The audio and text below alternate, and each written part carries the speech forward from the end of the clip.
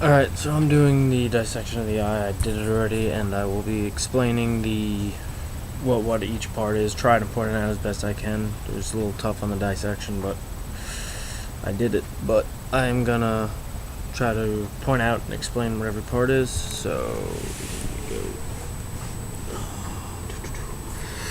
this is, I did the dissection how it basically was on the manual pack, so like I cut off the back, the anterior portion, so you could see inside the back. But as you can tell, straight up here is pretty much the iris right in the middle. I'll use this instead.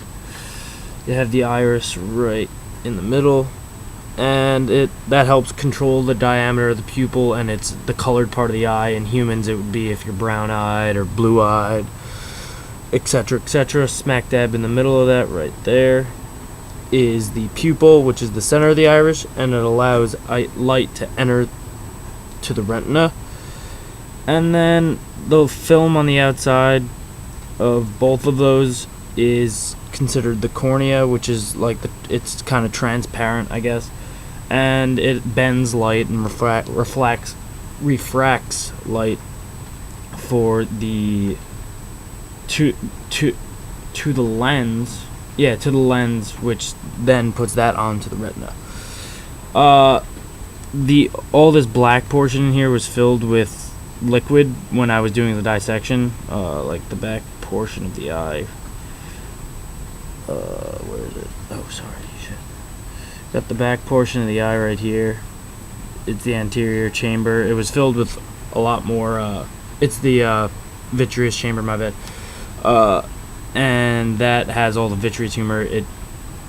I drained all the fluid pretty much throughout the dissection, and right inside there, you can kind of see it through the back. It's a little clear right there, but that is the anterior chamber, which has aqueous humor filled with space, and from there to the sides a little bit, you can't really see it, but you have the ciliary body, or the ciliary muscles, which are the tissues.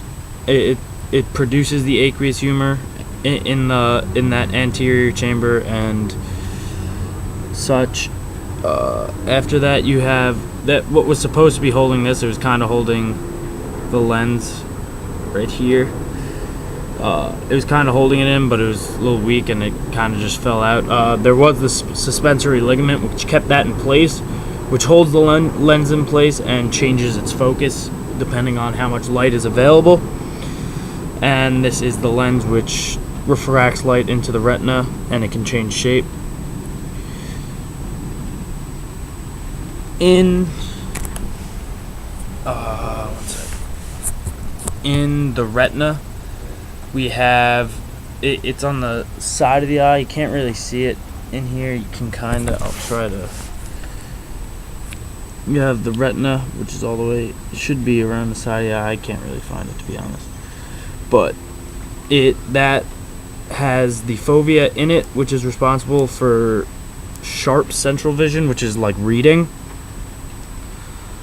And then we have the actual retina, which, as I said, should be on the outside, pretty much over here, kinda. But that is basically the optics of the eye, and it is whatever we see. Like, there's an image projected onto that retina, and that's what is transferred to our brain, basically, and it's like connected to the brain, and it helps with the actual, like, us actually see. And the tissue in it is very light sensitive, so that's why the lens changes and such. And if you flip these back portions over that I cut off, you couldn't really see it, but there were like these a yellow spot kind of where the optic nerve was, and the optic disc, which the optic disc is basically right at the exit from the eye into the optic nerve. It kind of creates the optic nerve.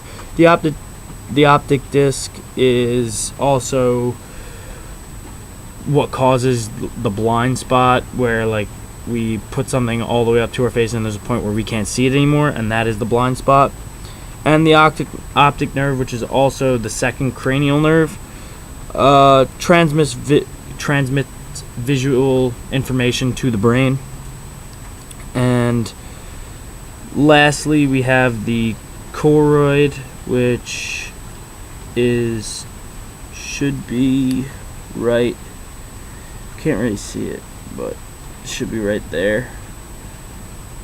And that is like a vascular layer of the eye. It's kind of all the way around, but it is very fibrous, and it provides oxygen to the retina.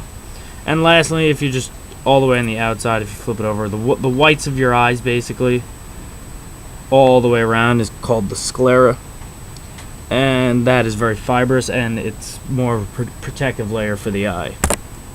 And that is that video.